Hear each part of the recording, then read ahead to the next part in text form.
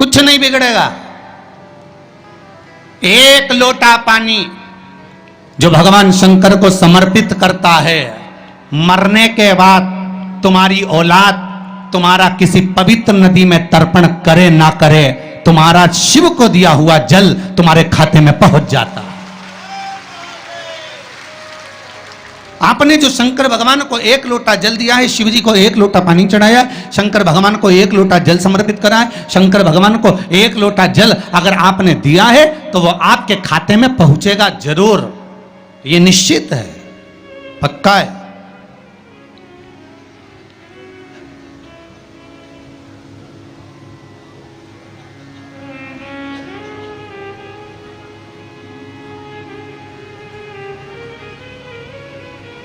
और शिव भक्ति के अनुसार, शंकर भगवान के अनुमोदन के अनुसार, पहले भी कथा में कहा, आज फिर कह रहे हैं, आप जब शंकर भगवान को एक लोटा जल समर्पित करते हो तो वो 33 कौटि देवताओं के हिस्से में चले जाता है।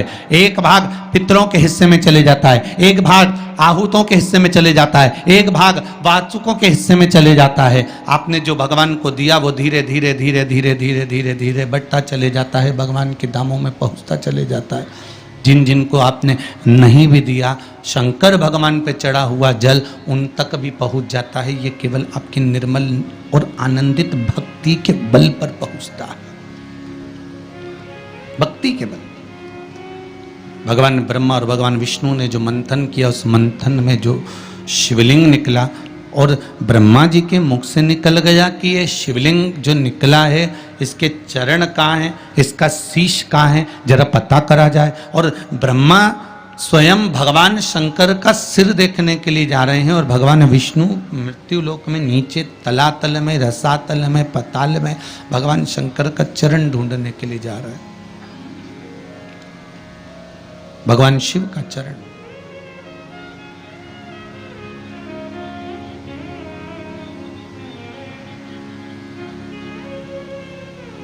गए दोनों, वो ऊपर गए, ये नीचे गए देखने के लिए।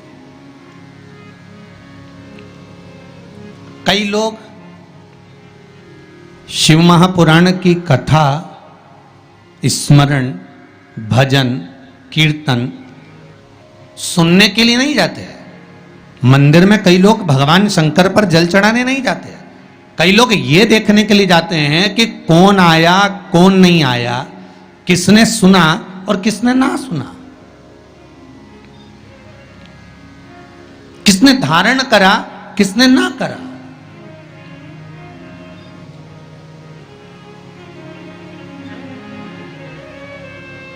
अब ब्रह्मदेव ऊपर गए, इतने ऊपर पहुंच गए, इतने ऊपर पहुंच गए, इतने ऊपर पहुंच गए कि उनके भीतर अभिमत्ता, अहंकार थोड़ा थोड़ा समाहित होने लगा, और उन्होंने केतकी के पुष्प को तोड़ लिया और केतकी के पुष्प से कहा कि तुम नीचे चलो मेरे साथ में, भगवान विष्णु के सामने चलकर कह देना कि मुझे भगवान शंकर का शीश मिल गया। केतकी के फूल ने कहा कि यदि मैं झूठ बोलूंगा तो वो श्रेष्ठता कैसे रहेगी।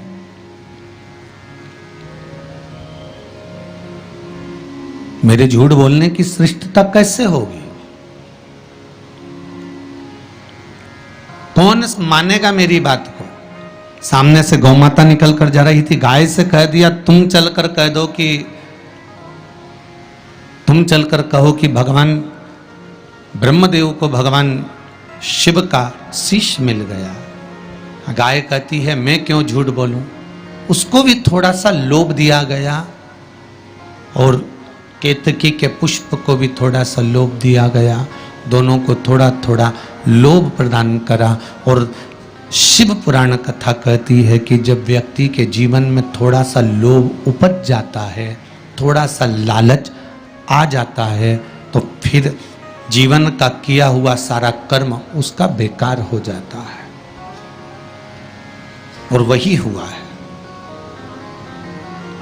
केतकी के पुष्प के मन में ये लोभ जाग गया कि मैं ब्रह्मा जी के द्वारा सिंचित हो जाऊंगा, आनंदित हो जाऊंगा।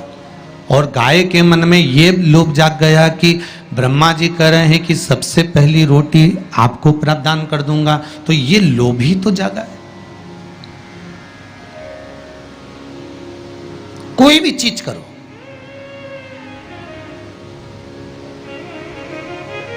अगर कोई सत्कर्म आप कर रहे हैं, थोड़ा सा अच्छा कार्य आप कर रहे हैं, भगवत भजन आप कर रहे हैं, कीर्तन आप कर रहे हैं, मंत्र जाप आप कर रहे हैं, स्मरण आप कर रहे हैं, नाम जाप यदि आप कर रहे हैं, तो वो लोभ से पवित्र होना चाहिए, बहुत दूर।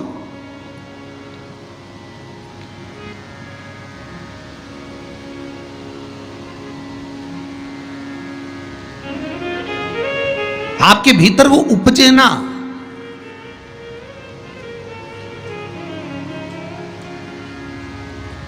फिर चाहे दुनिया के लोग कितना भी कहे ना, वो एक बेल बेचारा किसान का एक बेल कुएं में गिर गया। अब कुएं में गिर गया तो किसान का बेल जब कुएं में गिरा तो ये देखा कि कुएं में से बेल को निकालना है। खूब मेहनत करी किसान ने बेल को निकालने की, पर वो बेल निकल नहीं रहा था। बहुत बहुत बहुत बहुत मेहनत करने के बाद भी वो बेल नहीं निकला। बहुत अथक प्रयास करा गया पर बेल नहीं निकला। तब किसान ने फिर कहीं मशीन वाले से कहा होगा कि इस बेल को निकालना है। मशीन वाले ने कहा 25,000 रुपये लग जाएंगे, 20,000 रुपये लग जाएंगे। तो उसने सोचा 20,000 25,000 लग जाएगा तो इससे अच्छा है कि इसको पड़े ही रहने दो। बेल किसी काम का तो था नहीं, बूढ़ा हो गया था। अगर बेल बूढ़ा हो गया है तो इसी कुएं में पड़े रहने दो, मर जाएगा। इसी कुआं भी सूख गया है, इसमें कोई दिक्कत वाली बात नहीं, अपन कचरा पटकते जाएंगे, बेल को वहीं की वहीं दबा देंगे। गाँव के लोगों से कह दिया मेरा बेल कुएं में गिर गया है और ये बूढ़ा हो गया था। एक काम करो, तुम्हारे गांव का जितना भी कचरा है ना, घर वाले वो सब लाकर इसमें डालते हैं ना, बेल मर जाएगा। धीरे धीरे उस पे मिट्टी डल जाएगी। गांव के लोगों ने कचरा लाकर डालना चालू करा। जैसे जैसे बेल के पास में कचरा पटकना प्रारंभ करा, बेल भी समझदार था। इधर कचरा पटकते तो इधर पांव रखकर खड़ा हो जाता, इधर पटकते तो इधर पांव रखकर खड़ा हो जाता। धीरे धीरे पूरा कुआं भराते चले गया और बेर कचरे पर पांव रखते रखते रखते रखते रखते रखते बाहर आ गया।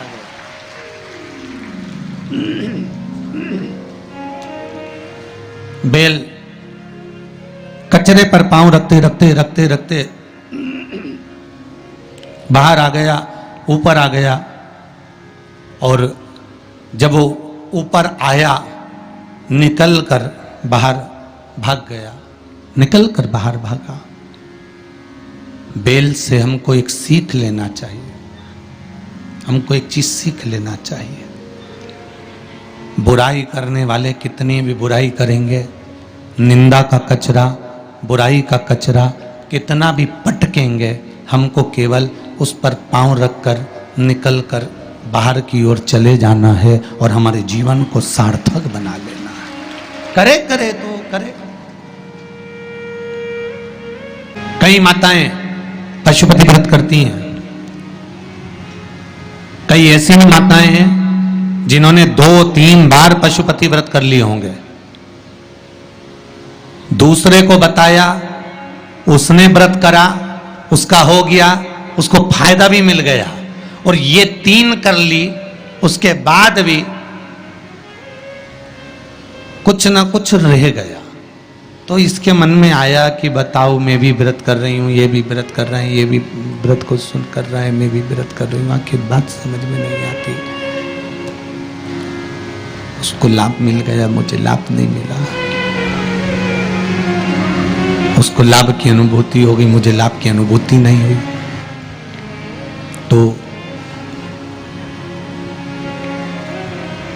कभी विचार करना कि तुमने उसको पशुपति व्रत बताया, उसने व्रत किया और बड़े दिल से करा, बड़े बड़े दिल से करा, तुम्हारे बताए अनुसार करा।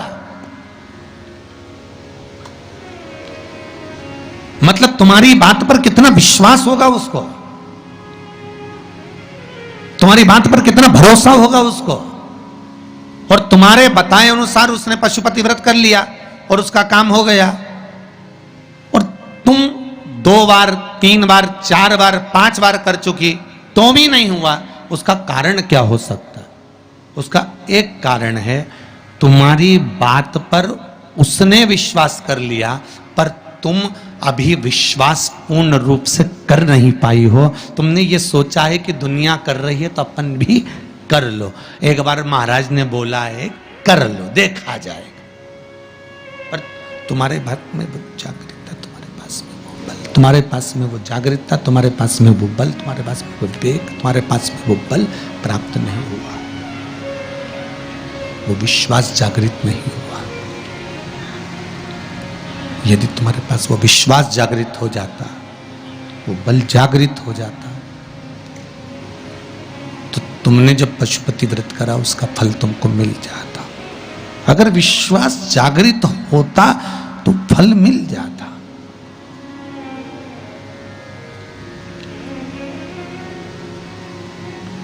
विश्वास जागृत होने पर फल की अनुभूति है। किस किस के घर में तुलसी का पौधा है? सबके यहाँ है? रख लो।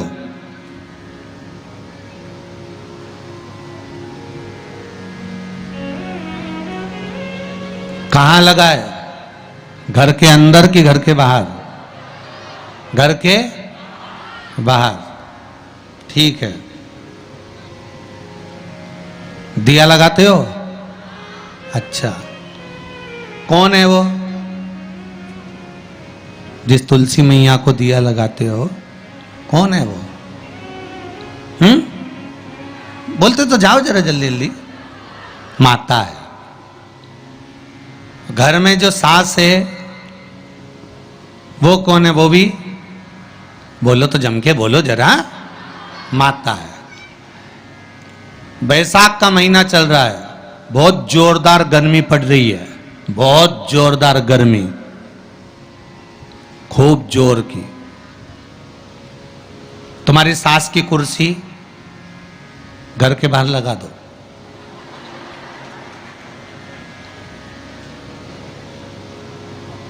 कितने घंटे बैठ सकती है वो? बोलो जरा, जम के बोलते जाओ। यहां विश्वास की कथा चल रही है, भाव और श्रद्धा की कथा चल रही है। कितने घंटे बैठेगी वो? अरे 1 घंटा भी जाने दो रिजी जी हो। 15 मिनट ऐसी चिलचिलाती हुई धूप में वो बैठ जाए, बहुत कठिन बात, बहुत कठिन। तुम्हारे घर के दरवाजे पर तुलसी का क्यारा है, तुम उसको दिया लगाती हो, माता कहती हो, पूछती हो, पूजती हो। तुमने तुलसा महारानी से कहा, माँ बैसाख की गर्मी पड़ रही है, तेरे को गर्मी लग रही होगी, चल थोड़ी देर में तुझे अपने कक्ष में लेकर चलती हूँ, थोड़ी छांव में रख देती हूँ, तेरे ऊपर एक छत्र लगा देती हूँ, थोड़ा सा एक ब्लाउज का टुकड़ा पड़ा हुआ है, पीस पड़ा हुआ है, उसको मैं तेरे ऊपर डाल देती हूँ, जिससे तुझे गर्मी कम लगेगी। कभी विचार किया? पिनाया है सबने? ए झूठे लियो। पाटीदार जी गाड़ी लगाओ जरा, सबका घर चला। देख के तो आए कित्तों के घर में पिनाया है? अरे देखा देखी में काम बिगड़ जाता है। एक बार कक्षा 8वीं का पेपर था, बच्चों के लिए एग्जाम में लिखने को आ गया, दिल्ली की सबसे बड़ी मीनार का नाम लिखो। आगे वाले ने लिख दिया दिल्ली में कुतुब मीनार है, पीछे वाले ने आगे वाले का देखकर लिख दिया दिल्ली में कुतिया बीमार है। जितने बैठे हैं उसमें से 50, 100, 200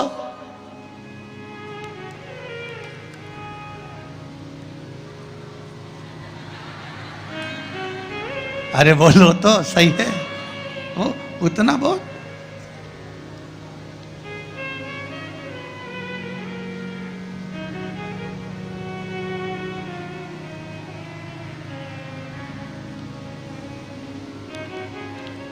ये तो आपकी चित्तवृत्ति में आपको थोड़ा सा वो कहते हैं ना, एक पत्नी अपने पति के पांव छूती है, एक पत्नी अपने पति को प्रणाम करती है, और बाकी की जितनियों से पूछा गया क्या सब पांव छूती है? हाँ, तुरंत तैयार। अरे गुरुजी आओ, ये तो उसी में का हाल हो गया ना। वो एक आप लोग गाते हैं ना, वो देवी जी की आरती, माता पिता का है इस जग में बड़ा ही सुंदर नाता, उसी में का हाल है पति पत्नी का है इस जग में बड़ा ही सुंदर नाता। बैठी बैठी पत्नी खाती, पति कमा कमा मर जाता।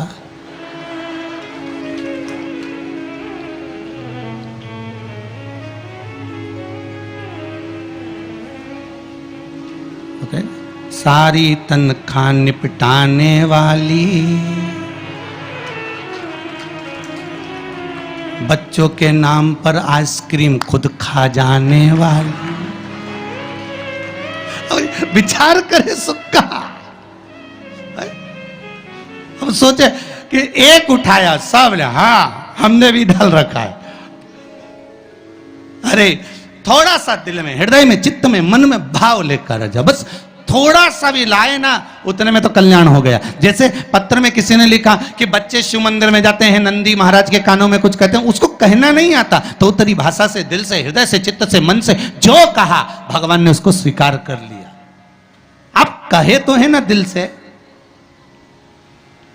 शिव मंदिर में जाना, एक लोटा पानी चढ़ाना, शंकर को यदि एक चावल का दाना चढ़ाया, एक मूंग का दाना चढ़ाया, एक फूल की पत्ती को भी समर्पित करा, तो शिव ने उसको स्वीकार करा।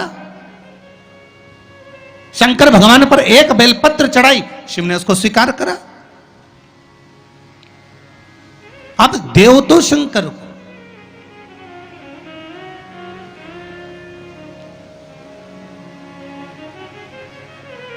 आप भगवान ओघड़दानी को प्रदान तो करो।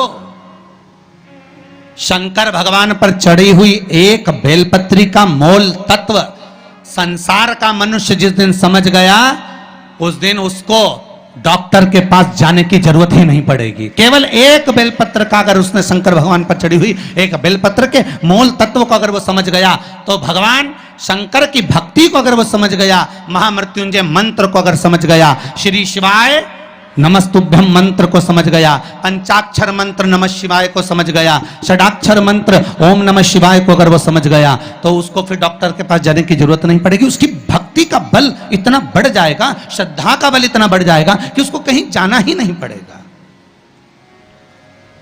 कुछ कहना चाहते हो? देव जरा माइक।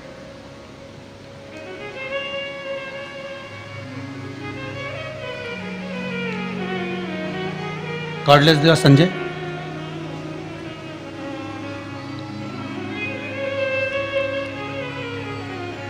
एक बेलपत्री का बल कितना प्रबल होता है, एक बेलपत्री का लक्ष्य तत्व कितना प्रबल होता है, कितना बलित होता है वो।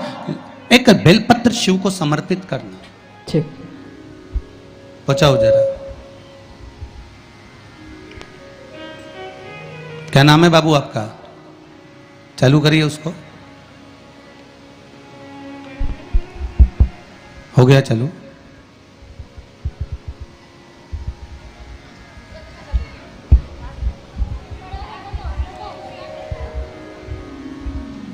श्री शिवाय नमस्तुभ्यम। श्री शिवाय नमस्तुभ्यम गुरुजी। कहाँ से हैं बाबू आप? मैं बिहार के रहने वाला हूँ, जमुई जिला के, लेकिन मैं जॉब करता हूँ मुंबई में।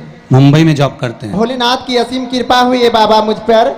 मैं 1 साल से शिव महापुराण की कथा सुनता था, और पहले मेरी माँ सुनती थी, तो 2-4 बार मुझे सुनाई, मुझे सुनने के लिए बोली, तो मैं उनकी बात पे ध्यान नहीं दिया। मैं सोचा, मैं अपने मोबाइल पे कुछ वीडियो वगैरह, गेम वगैरह खेलते रहता था, मैं ध्यान नहीं दिया। जब उन्होंने बहुत मुझे रिक्वेस्ट किया, तो मैं सुना, तो मुझे एक ही शिव महापुराण की कथा में 3 घंटे की चर्चा में मैं बस आधे घंटे की सुना, तो मुझे ऐसा भोलेनाथ की रस चढ़ी कि अभी तक वो चढ़ती गई, और ऐसे चढ़ी कि मैं जब भी देखता हूँ शिव मोबाइल में अपने, तो शिव महापुराण की कथा भी सुनता। दिन रात शिव महापुराण, इतना मैं हो गया, डूब गया कि रात को भी मैं ईयरफोन लगा के मैं सुनते रहूं। अब मेरी माँ देखे, सुने, तो बोले अरे तुम तो पागल हो गया। मैं बोले भोलेनाथ की भक्ति में मैं पागल हो ही गया। जब मैं भोलेनाथ से मैं बोला कि भोलेनाथ, जब आप मुझे शिव महापुराण की कथा सुनने का मौका दिया है, तो एक बार मुझे कथा में पहुंचा दीजिए। लेकिन एक बार आपने उज्जैन में होने वाली थी शिव महापुराण की कथा, वो लॉकडाउन की वजह से कैंसिल हो गई और उस शिव महापुराण की कथा में मैं आने वाला था। लेकिन उस दिन से मैं सोचा कि जब जब कथा होता था, अच्छा इस कथा चला गया, अगले कथा में मैं पहुंचूंगा, लेकिन मैं पहुंच नहीं पाता था। आज अब तो पहुंच गए ना। हाँ, मैं पहुंच गया। बस बाबा पकड़ तो बुला लिए। कृपा से मैं बहुत है, बाबा की कृपा बनी रहे। मैं भोलेनाथ से मैं बोला कि भोलेनाथ आप मुझे लेके चलो, मुझे नहीं लेके जाते थे। अब मैं आज नहीं, मैं शनिवार कल ही मैं शिव महापुराण की कथा में पहुंचने वाला था। अब पहले भोलेनाथ से बोल दिया, भोलेनाथ हरिद्वार में कथा होने वाली है।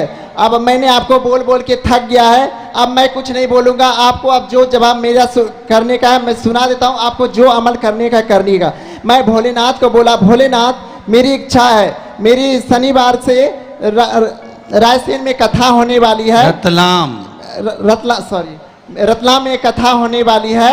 मेरी आपसे विनती है कि अगर मैं शिव महापुराण की कथा में नहीं जाऊंगा, अगर नहीं पहुंचाएंगे आप, तो आज दिन के बाद आपकी ना कथा सुनेंगे ना तो हम आपकी चौखट पे पैर रखेंगे। अब तो पहुंच गए, यही शिव की कृपा है। बैठिए। हर हर महादेव की जय। यही शिव कृपा।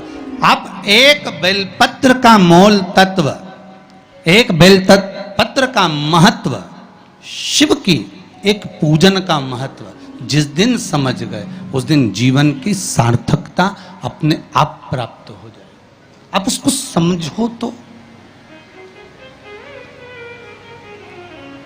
शंभु शरणे पड़ी मांगू घड़ी रे घड़ी, दुख काटो दया करी ने दर्शन। शिव के एक बेलपत्र के नहीं जाओगे कभी डॉक्टर के पास, आप शंकर का भजन तो करो।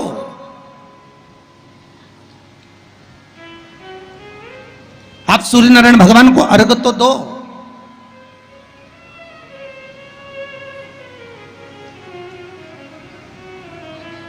आप एक बेलपत्र शंकर को समर्पित तो करो। जिस बेलपत्र को आप वृक्ष पे से तोड़कर या बाजार में से 5 रुपए की खरीद कर लेकर शंकर भगवान को चढ़ा देते हो, शिव जी के पास जो पहुंच गई, जो अर्पण कर दिया जाता है, भगवान को दे दिया जाता है, वही तो प्रसाद बन जाता है। अरे बोलो जम के।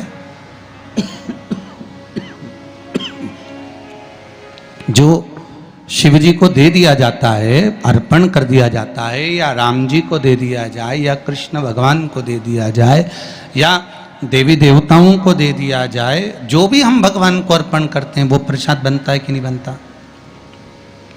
अरे बोलो जम के। बनता है ना प्रसाद। तो राम जी को तुमने लड्डू का भोग लगाया तो वो प्रसाद बन गया, उसको तुम लोगों ने खाया कि नहीं खाया? अरे बोलो जम के। खाया। हनुमान जी के मंदिर में ले जाके नारियल फोड़ा, वो प्रसाद बन गया।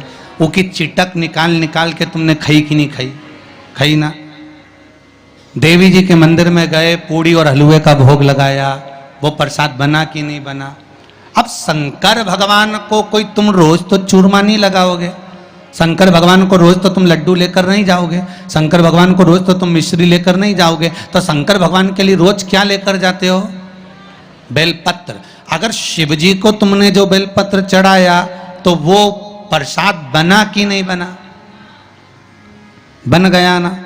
अब प्रसाद बन गया तो उस बेलपत्र को उठाकर लाकर खाना और खाकर अपनी औषधि के रूप में उसको स्वीकार करना, उसके बाद इस शरीर में चाहे शुगर हो, चाहे बीपी हो, चाहे ब्लड प्रेशर किसी भी रूप में हो, चाहे किडनी, लीवर कुछ भी डैमेज हो रहा हो, डायलिसिस चल रहा हो, अब एक बार बाबा को चढ़ाकर उससे विनती कर कर तो लाओ कि हे शंभु, ये तेरे बल पर लेकर जा रहा हूं। मैंने सुना है तुझ पर जो चढ़ता है वो प्रसाद बन जाता है। और ये त्रिगुणाकार बेलपत्र को मैं लेकर जा रहा हूं, मैं खाऊं और बाबा इतनी कृपा कर देना कि ये औषधि का काम कर दे और मेरी बीमारियां समाप्त कर दे। ये शिव से कहो।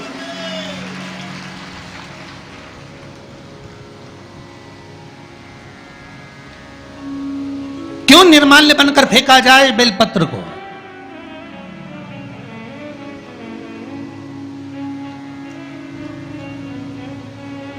इस बेलपत्र के मूल तत्व को जिस दिन जानोगे, बैसाखी शिवरात्रि शिव महापुराण की कथा चल रही है रतलाम के पावन प्रांगण में, और लाखों लाखों लोग कथा को श्रवण कर रहे हैं। कल जितने लोग आए थे उससे 2 गुना लोग आए हैं, टेंट एक्स्ट्रा लगाया है। बता रहे थे कल 9 बीघा में टेंट लगा था, आज 18 बीघा में टेंट लगाया है, तो भी जगह नहीं है बैठने के लिए। लोग खड़े होकर कथा सुन रहे हैं।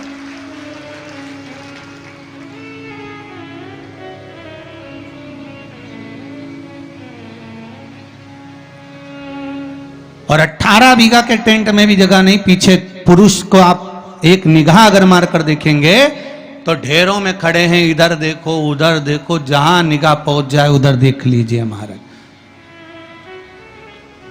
लाखों लाखों लोग इस कथा को सुन रहे हैं। एक नियम बना लो बैसाख महीने से कि शंकर भगवान पर जो बेलपत्र चढ़ी है वो औषधि का काम करती है। शिव पर चढ़ी हुई बेलपत्र मंदिर में क्यों छोड़ें? क्यों नदी में हम इसको विसर्जन करें? क्यों नदी में छोड़ें हम इसको?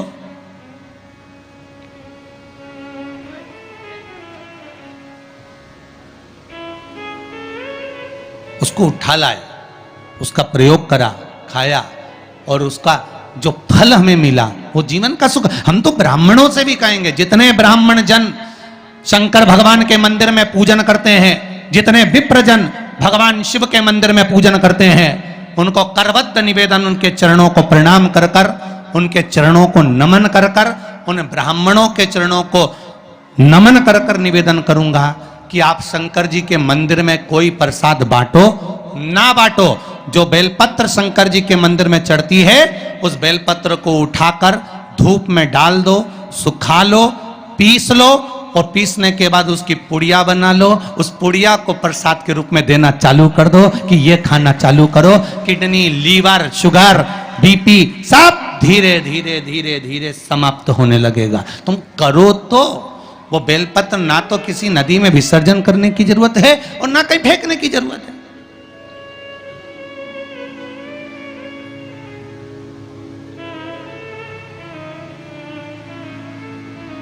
प्रतिदिन भगवान को तुलसी चढ़ाते हो ना? तो रोज भगवान को तुलसी उनके भोग में चढ़ाते हो, उनके सामने चढ़ाते हो, उनके सम्मुख में ठाकुर जी की तुलसी चढ़ाते हो। उठा लाए, प्रयोग में लो, क्यों उसको विसर्जन में डालते हो?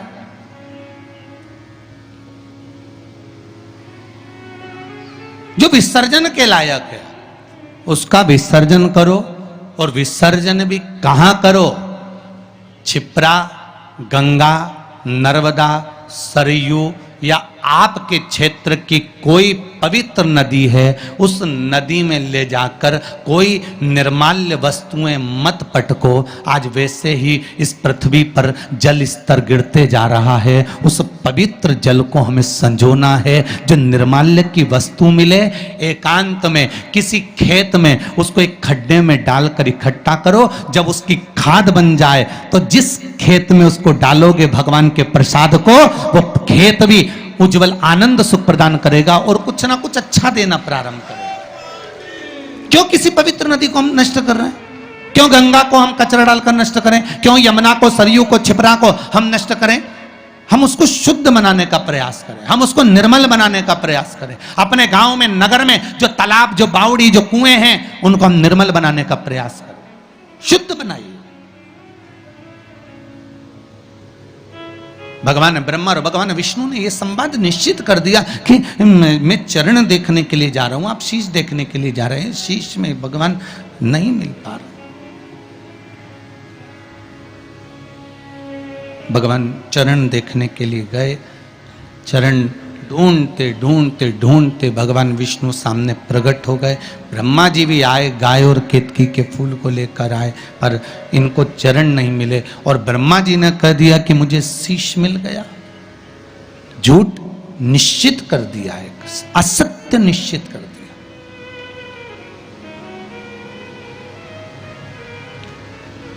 जितने झूठ बोलने वाले होते हैं ना, उनसे एक निवेदन है, बोलो।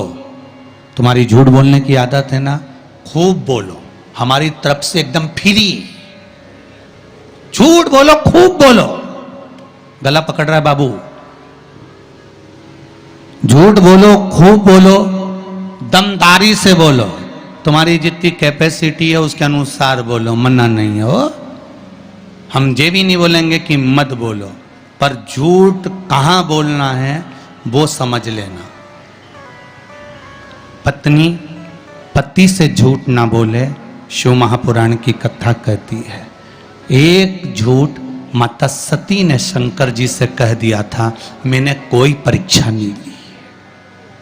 सती का क्या हाल हुआ? बोलते जाओ जल्दी जल्दी, अपने रतलाम वाले हैं,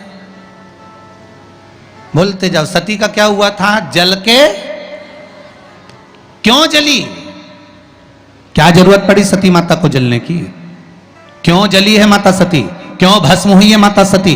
क्या कारण था माता सती के जलने का? केवल एक झूठ माता सती ने भगवान शंकर से आकर कह दिया था, मैंने कोई परीक्षा नहीं ली, कोई परीक्षा नहीं ली। शंकर भगवान ने ध्यान लगाकर देख लिया। तुम मार्केट में पल्लू यहां लेके चल रही हो कि यहां? तुम आकर पति ने पूछा क्यों, तो वो दुकान पे खड़ी थी और थारा पल्लू इधर पड़ा था। कहीं नहीं, मैं तो यूंच पड़ी। तुमने किसी और को देख लिया होगा। ठीक है, अब पहले के समय में शंकर भगवान ध्यान लगाकर देख लिए थे कि सती मैया ने झूठ बोला कि सच बोला। आज के जमाने में तो दुकान दुकान में कैमरा लगा हुआ, वो पकड़ के ले गया, चल अब भी चल तुम्हारे साथ। तुम्हारे झुटला रही, मुझे झुटला रही, चल। और गाड़ी पे ले गया ने बिठाया, और कई हाल चल रहे बलबीर थारा बस जोरदार। ला थारी भाभी अभी आई थी कि नहीं आई थी? सामान लेने आई थी। सिर पे पल्लू था कि इनंग धरा था? क्या अब मैं सामान दिखाऊं कि भाभी का पल्लू देखो? ठीक है, जरा कैमरा लगा थे तो अरे चार चार लग गया है। तो जहां थारी भाभी खड़ी थी वहां कैमरा था, ये लगा हमारा पीछे ही। ले जरा दिखाना। और जो दिखाया तो पल्लू तो यंज धरा था। तो उन्हें कहा तो झूठ बोल दी। फिर शिव पुराण कह रही सती मैया ने शंकर जी से झूठ बोला। पत्नी कभी अपने पति से झूठ ना बोले। और ये केवल पत्नियों के लिए ही नहीं है।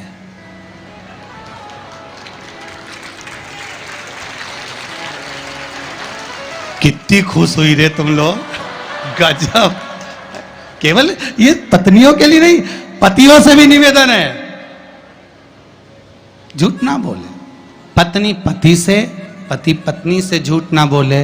और एक निवेदन करूंगा मेरे घर की बेटियों से, क्योंकि आप मेरे घर की बेटी हो, भारत की भूमि पर जन्म ली हो, और भारत की भूमि पर जो बेटियां जन्म लेती हैं वो मेरे ही घर की बेटी कहलाती है।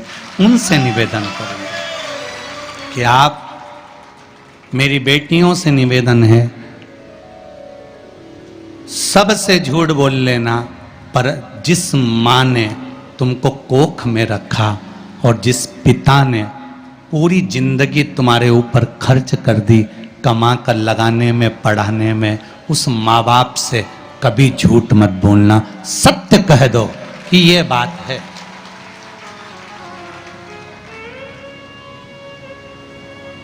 निर्णय तुम्हारे माता पिता लेंगे।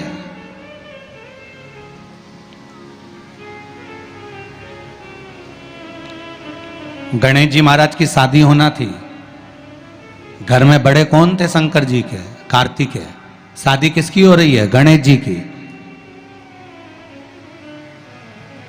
प्रजापतियों की कन्या रिद्धि और सिद्धि।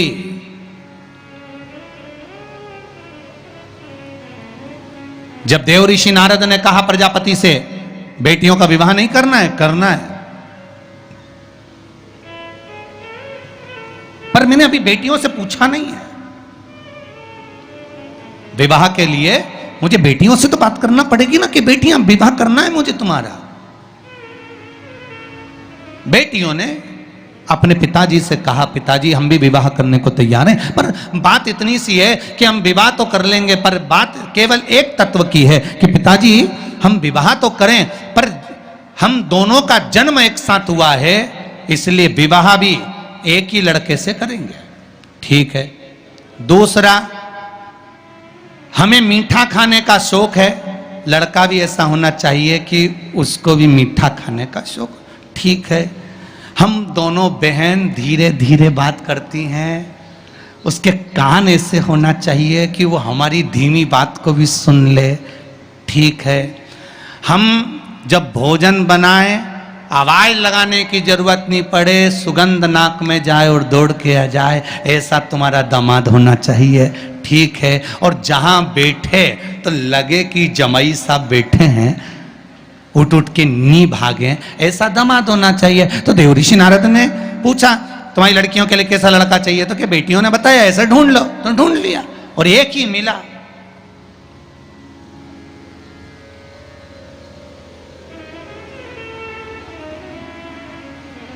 और वो दामाद भी कोई साधारण नहीं था। सब देवताओं की शादी हो रही थी, गणेश जी की शादी नहीं हो रही थी। क्यों? क्योंकि इनको मुंह काय का लगा था? हाथी का। अब जब मुख हाथी का लगा हुआ है तो सबसे पहले प्रथम देवता गणेश जी महाराज थे और सबसे पहले ब्याह शादी में इन्हीं को बुलाते थे। पर दिक्कत एक ही थी कि इनकी नहीं हुई थी ना, तो ये सबका काम बिगाड़ देते।